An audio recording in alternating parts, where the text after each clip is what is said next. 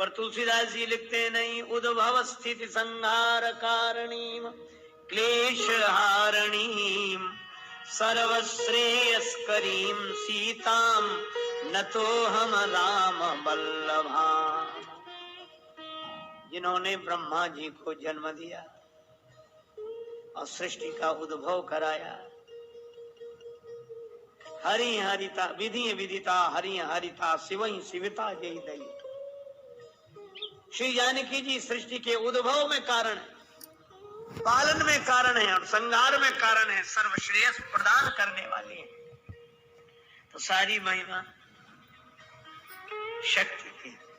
और इसीलिए देखो भैया, भगवान पिता है और जानकी जी माता है। और शास्त्र कहते तो जन जाओ जान बड़ी माता, रामायण में कहा पिता से माँ का स्थान बड़ा है कि नहीं, है ना। बाप माँ कोई नहीं कहते, माँ बाप, माँ बाप। किसी ने कहा कि हमारे बाप माँ आ रहे, माँ बाप माता पिता। अरे और हम भगवान की स्तुति भी करते हैं तो त्वमेव पिता च माता, नहीं कि त्वमेव माता च पिता त्वमेव। बालक पहले जानते ही माँ को है और पिता को माँ के कारण ही जानता है। इसी तरह व्यक्ति पहले भक्ति की माता को जानता है और माता के कारण जैसे पिता की पहचान होती है, इसी तरह भक्ति के कारण भगवान को जानता है। अच्छा वैसे भी देखो, एक आदमी बोले दोनों बराबर, क्या फर्क है। आजकल तो बड़े विचित्र विचित्र तर्क देते हैं। एक आदमी ने कहा, बड़ी बढ़िया बात आपको सुनाओ। वो क्या हुआ, किसी का विवाह हुआ, नववधू घर में आई, गांव की घटना है। तो बहू के ढंग से कोई घर का कामकाज नहीं करती, पढ़ी लिखी और बहुत अभिमानी स्वभाव की। बेचारी सास सोचे कि घर का काम नहीं होगा तो क्लेश होगा, तो बेटे को दुखी नहीं देखना, तो खुद ही काम करती है सब। एक दिन बेटे को लगा कि ये बैठी रहती है, तो बेटे ने सोचा कि मैं माँ के हाथ से झाड़ू लेकर झाड़ू लगाऊंगा तो इसे शर्म लगेगी। पति ने उसके हाथ से झाड़ू, नहीं तुम मत लगाओ, मैं लगाऊं। बोले नहीं, माँ बोली मैं लगाऊंगा। अब बेटा कहेगा नहीं माता जी अच्छा नहीं, मैं लगाऊंगा। और दोनों झगड़ने लगे। सोचा शायद इसे शर्म लगे, तो बहू बैठी बैठी बोली, काहे को झगड़ा करते हो, मेरे तो सिर में दर्द होने लगा। क्यों झगड़ते हो, एक दिन तुम लगा लिया करो, एक दिन ये लगा लिया करेंगे। बोलो। और एक दूसरा दृश्य देखो, किसी आदमी का विवाह हुआ, पत्नी के साथ घर में आया बेटा, तो बहुत दुखी। पत्नी ने कहा क्या हुआ, बोले देखो तो तुमने मेरे पीछे अपने माता पिता का त्याग कर दिया। पत्नी बोली वो तो सब करते हैं, उसमें क्या है। बोले नहीं, समानता का युग है, मैं भी समानता का आदर्श उपस्थित करूंगा। कैसे, बोले हे देवी तुमने मेरे पीछे अपने माता पिता का त्याग किया, तो हम तुम्हारे पीछे अपने माता पिता का त्याग करते हैं। हो गई समानता। अरे भाई, एक आदमी बोला माँ बाप दोनों बराबर, उसमें क्या है। अरे हमने कहा ये शब्द ही अंतर बताते हैं।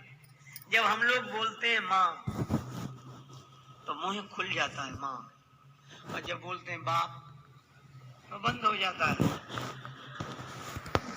सीधी सी बात है, जिसके आगे बालक का मुंह खुल जाए वह माँ है, और जैसे देखते ही बेटे का मुंह बंद हो जाए लोग कहते चुप चुप, वो पिताजी आ रहे हैं, चुप बैठ जाता है और माँ से अपने मन की बात कह देता है। अब आध्यात्मिक अर्थ में भी लोग माँ का नाम लेने से मुंह खुलता है। अरे हम लोग कुछ बोल पाते हैं, गीत गा पाते हैं तो माता के कारण, भक्ति के कारण ही तो कुछ बोल पाते हैं। और जब परमात्मा का साक्षात्कार होता है तो चुप हो जाते हैं, क्योंकि वह वाणी का विषय नहीं है, वहां हम कुछ बोल ही नहीं पाते हैं, वहां वाणी की गति नहीं है। इसलिए माँ की महिमा है, भक्ति की महिमा है। और सही बात यह है कि कोई भी हो पर भगवान की भक्ति के बिना जीवन का आनंद नहीं है। और वैसे भी देखो हमारे यहाँ भक्ति की इतनी महिमा है, माता की इतनी महिमा है कि हम लोग माता के अलावा किसी को नहीं जानते। यही एक देश है, पृथ्वी माता, गायत्री माता, गौ माता, गंगा माता, अरे और तो और भारत माता। यहाँ भारत माता की जय बोली जाती है। दुनिया में और भी देश हैं। आपने कभी चीन माता की जय सुनी? चीन माता, जापान माता, भारत माता। हमने देश को भी मातृत्व की दृष्टि से देखा। हमारे यहाँ माताओं की वंदना है। महाराज मनु कहते हैं यत्र नार्यस्तु पूज्यन्ते रमन्ते तत्र देवता। और सही बात यह है, हमारी संस्कृति के अलावा इस नारी शक्ति को माता के रूप में किसने देखा?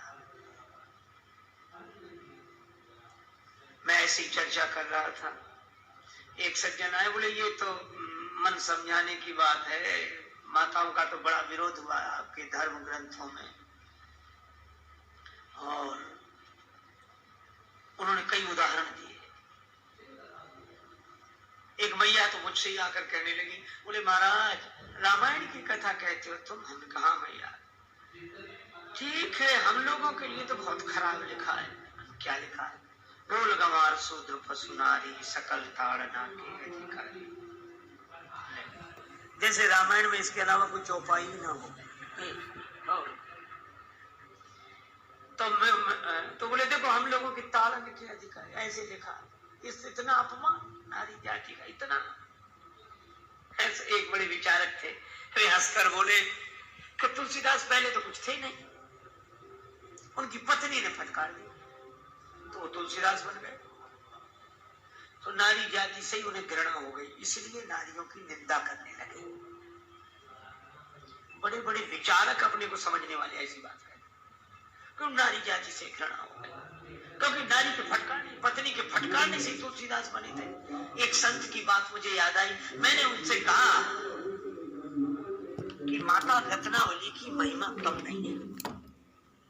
रत्नावली माता की महिमा